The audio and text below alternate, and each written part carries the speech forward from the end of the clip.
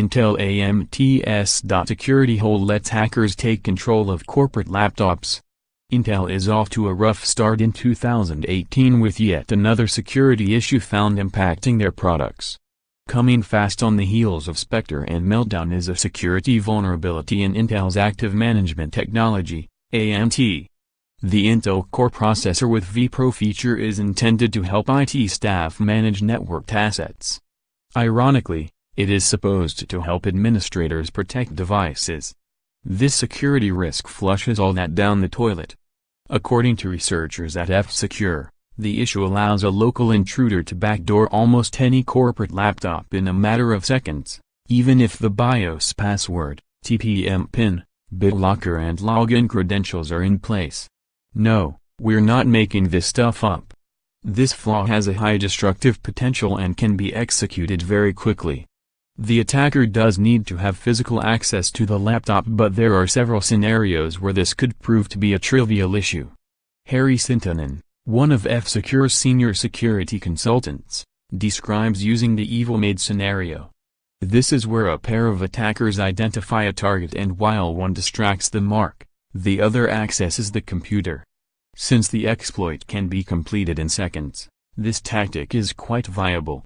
AMT is no stranger to security weaknesses, with many other researchers finding multiple flaws within the system. But Sintonen's discovery surprised even him. The way the attack is accomplished is by rebooting the computer and then entering the boot menu. In most circumstances, this is the end of the line for an attacker because any competent IT pro would have enabled the BIOS password and the exploit could go no further. However, on AMT machines, the attacker can select Intel's management engine BIOS extension, MEBX, and log in using the default password admin. They can then change the password, enable remote access and set the user's opt-in to none. What he has essentially done here is set up the machine to allow remote access without the user's knowledge that the computer is being exploited. To remote in, the attacker does have to be on the same network segment. However, Sintonen says that wireless access can be achieved with only a few extra steps. Dealing with the problem can be a pain, especially for large companies with vast numbers of mobile assets. In most cases, the individual machines must be physically accessed and have the AMT default password changed or have the suite disabled altogether.